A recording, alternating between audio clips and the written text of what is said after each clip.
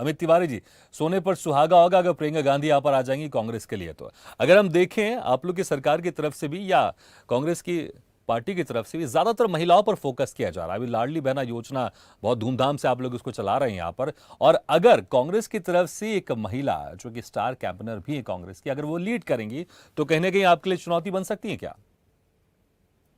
भगीरथ जी, देखिए, अगर आपको मध्य प्रदेश को समझना है तो आपको आशीष बोस जी की वो रिपोर्ट पढ़ लेनी चाहिए थी जो मध्य प्रदेश को एक बीमारू राज्य के तौर पे दर्शाया करती थी 2003 से पहले। 2003 में हमारी सरकार आने के बाद माननीय शिवराज सिंह के नेतृत्व में जो 20 साल हमारी सरकार चली, उस बीमारू राज्य को आज हमने एक अग्रिम राज्य के रूप में स्थापित किया है। वहां से हमने गरीबी मुक्त का नारा दिया और उस गरीबी को कम करने का काम किया है। हमने आत्मनिर्भर मध्य प्रदेश की नींव रखने की काम की है। और जिस तरीके से एक बीमार, जहां पे कि सड़कों में गड्ढा था या गड्ढों में सड़कें थी, आज अरुणिमा जी कांग्रेस की प्रवक्ता हैं, वो कार में जा रही हैं। आप उनसे पूछिए अगर 2003 के पहले वो जा पाती थी या नहीं जा पाती थी, किस तरीके से वहां पे सड़कों की खस्ता हालत थी।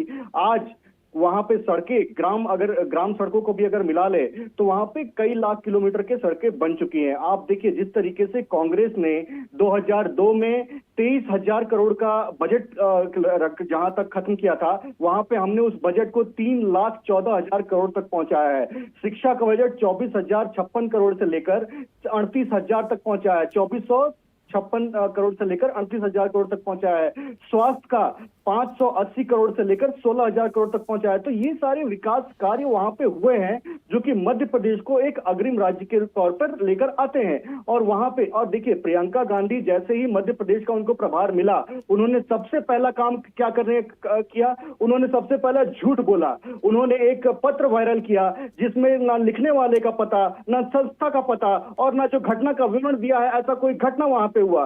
तो झूठ की बुनियाद पर राजनीति करने वाली कांग्रेस पार्टी और उनकी अग्रिम नेता प्रियंका गांधी, उनका कोई भी जादू यहां पे चलने वाला नहीं है। पूरी की पूरी जनता माननीय मामा शिवराज सिंह चौहान के साथ खड़ी है। ठीक है, तो आप कह रहे हैं कोई भी इसमें जादू नहीं चलेगा। अमित तिवारी जी, उस वक्त आप कुछ कहना चाह रहे थे, वो भी आप कह दीजिएगा। लेकिन जिस तरह से आप लोग अपनी रणनीति के तहत बीजेपी के केंद्र नेता मोदी, अमित शाह के सामने आप कमलनाथ को पेश करने की कोशिश कर रहे थे, लेकिन कांग्रेस ने भी अपनी रणनीति बदल दी है। क्योंकि जिस तरह से हिमाचल प्रदेश में, कर्नाटक में केंद्रीय नेताओं ने वहां पर जादू किया है और दोनों जगह कांग्रेस की सरकार बनी है, यहां पर जो रणनीति के साथ आप आगे बढ़ रहे थे कि कमलनाथ वर्सेस मोदी कर दें, कमलनाथ वर्सेस अमित शाह कर देंगे, लेकिन अब यहां पर भी रणनीति बदल रही है कांग्रेस है। अब यहां पर भी आपको राहुल गांधी मिलेंगे सामने, आपको मिलेंगे प्रियंका गांधी, आपको सामने मिलेंगे, तो चुनौती तो यहां पर जरूर दिखेगी। देखिए भगीरथ जी, आप अगर प्रियंका गांधी का ट्रैक रिकॉर्ड देखें, आप बात कर रहे हैं केंद्रीय नेतृत्व की, भारतीय जनता पार्टी की, तो अमित शाह जी का जहां तक का ट्रैक रिकॉर्ड है, उनका एक इतिहास रहा है कितने इलेक्शंस को मैनेज करने का और उनको जिताने का। आप अगर प्रियंका गांधी जी का ट्रैक रिकॉर्ड देखें तो उन्हें इलेक्शन हराने का अनुभव है। अमित जी, जब भी ट्रैक रिकॉर्ड की बात होती है ना, रिसेंट रिकॉर्ड देखा जाता है। रिसेंट अगर आप रिकॉर्ड देखेंगे तो कर्नाटक में जीत हुई है, हिमाचल प्रदेश में जीत हुई है। अब आप पीछे 10-15 साल पहले चले जाएंगे तो मुझे लगता है शायद इतना ठीक नहीं रहेगा, ज्यादा पुराने चीज आप कंपेयर करेंगे। तो रिसेंट की बात करते हैं, हिमाचल में जीती है, कर्नाटक में जीते हैं। प्रियंका जी का एक ही उपलब्धि है कि वो इंदिरा गांधी जी जैसे दिखती हैं, इसीलिए वो राजनीति में है, और इसके अलावा उनकी कोई उपलब्धि नहीं है। आप अगर राजस्थान की बात कर रहे हैं, आप अगर कर्नाटक की बात कर रहे हैं, तो कर्नाटक उन्होंने सिर्फ झूठ के बदौलत जीता है। मैं आज कर्नाटक में बैठा हूं, यहाँ बिजली का बिल 50% से बढ़ा हुआ है जब से कांग्रेस की सरकार यहाँ पे बनी हुई है। अगर अनुमा जी इसकी खंडन कर सकती हैं तो वो बताएं यहाँ पे। उसके बाद हिमाचल प्रदेश में जिस झूठे वादों के साथ वो आई थी, हम वहाँ पे संघर्ष कर रहे हैं हर दिन जनता के साथ कि वो वादे जो वहाँ हैं वो पूरे करें। उसके बाद राजस्थान में जिस तरीके से उन्होंने बोला कि 500 रुपए सिलेंडर, वो लाभार्थी कहाँ है भाई जो 500 रुपए सिलेंडर दिन को दिया जा रहा है? गहलोत सरकार वहां पे मिलावटी सामान, खाने का सामान बेच रही है, नमक तक में मिलावट है जो गहलोत सरकार बेच रही है। उसके बाद आज अगर देखिए, मैं फिर से लौटकर मध्य प्रदेश पे आऊंगा, लेकिन राजस्थान का एक महत्वपूर्ण आंकड़ा आपको देना है। जब राजस्थान की सरकार बनी थी पिछले कुछ साल पहले, तो वहां पे कांग्रेस की सरकार ने कहा था कि पहली कैबिनेट की बैठक के साथ किसानों का कर्जा माफ होगा। आज दोबारा वहां पे इलेक्शन होने जा रहा है, 1 रुपया भी किसानों का माफ नहीं नहीं, हुआ ठीक है, है। वापस और लौटते हैं मध्य मध्य प्रदेश प्रदेश की में। अगर आप बात हाँ। करेंगे तो मध्य प्रदेश में किसानों ठीक की है, आऊंगा आय अनुमति दर जी, 6% से बड़ी है। किसानों की आय 6% से बड़ी है। मैं आ रहा हूँ, आप अगर आप ही के देखेंगे पास आ रहा हूँ मैं।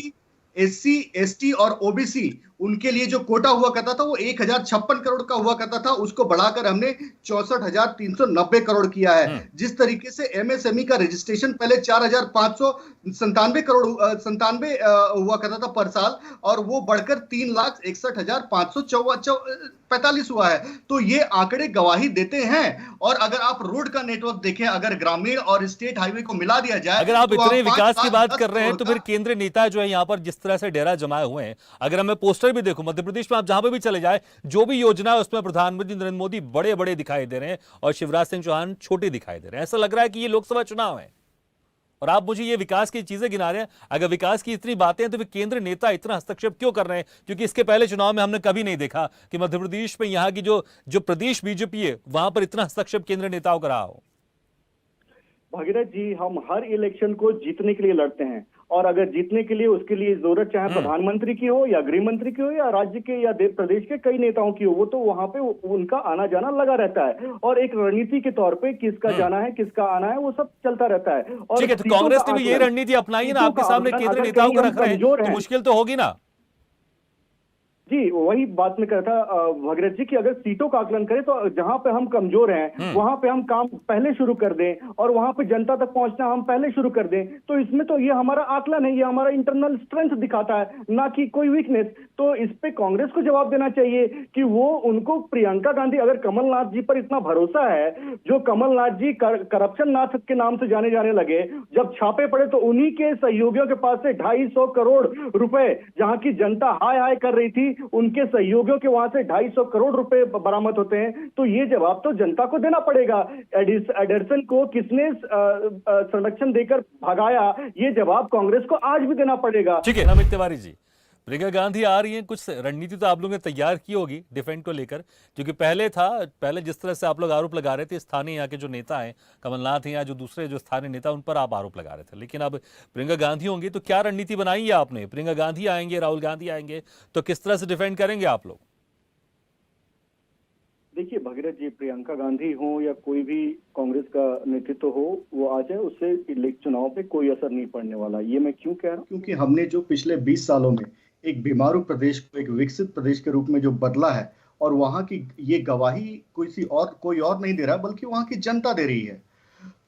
एक राष्ट्रीय पार्टी है कांग्रेस, और उसका प्रधानमंत्री ये कहता है कि देश के संसाधनों पे सबसे पहला हक एक विशेष वर्ग का है। हम कहते हैं कि देश के संसाधनों पे सबसे पहला वर्ग गरीबों का है, आदिवासियों का है, दलितों का है, पिछड़ों का है। तो ये फर्क है, ये वैचारिक तौर पे ये फर्क है, और वो जनता के सामने साफ है। आपको सत्ता चाहिए, लेकिन किस कीमत पे चाहिए, उसकी बुनियाद क्या होनी चाहिए? क्या आप इस देश की संस्कृति, इस देश के धर्म को, सनातन धर्म को खत्म करके सत्ता पाना चाहते हैं? क्या इस देश के 80% की आबादी का खात्मा करके इस सत्ता पे हासिल होना चाहते हैं? तो ये सवाल जनता के सामने है, और कांग्रेस को इसका जवाब देना पड़ेगा। जहां तक रही आम आदमी पार्टी की बात, जो मध्य प्रदेश में इलेक्शंस लड़ेंगे, तो ये जवाब तो भैया, आम आदमी पार्टी तो इतनी बड़ी झूठी पार्टी है कि जिसका नेता अपनी बच्चों की कस्में खाकर झूठ बोल सकता है, जिसका नेता अपनी कस्में खाता था कि हम कांग्रेस से गठबंधन नहीं करेंगे, बच्चों की कस्में खाता हूं, और अगले ही दिन उसी के साथ मिलकर गठबंधन कर लेता है। ऐसा वैचारिक मतलब अकाल पड़ा हुआ है आम आदमी पार्टी में। आप देखिए ना, उसके शीर्ष नेतृत्व है आम आदमी पार्टी का, कोई शिक्षा घोटाले में अंदर में है, कोई स्वास्थ्य घोटाले में अंदर में है, कोई कानून घोटाले में अंदर में है, कोई हवाला घोटाले में है, और अब तो शराब घोटाला। उन्होंने मोहल्ला क्लिनिक की बात कर रहे थे, उन्होंने तो मोहल्ला ठीके खोलने का ले लिया था टेंडर। और किस तरीके से उसका स्टिंग ऑपरेशन जब आप लोगों ने किया, और जब बातें निकलकर सामने आने लगी, तो अरविंद केजरीवाल कहते हैं कि कोई भी मोबाइल उठाएगा और कर लेगा, तो ये सच होता है क्या? और वही चीज वो पंजाब में कह रहे हैं। चलिए ठीक है। तो आप कह रहे हैं कि प्रियंका गांधी का आने का कोई असर नहीं होने वाला, जो आप लोग ने काम किए हैं पिछले कई सालों से उसका असर होगा। ठीक है, समय खत्म हो गया हमारा। अमित तिवारी जी और हनुमाचार्य जी अभी नहीं हमारे साथ, लेकिन आपके बहुत बहुत शुक्रिया। अतुल शर्मा जी और आरबी शर्मा उपाध्याय जी और आरपी श्रीवास्तव सर, आपके बहुत बहुत शुक्रिया हमारे इस खास चर्चा में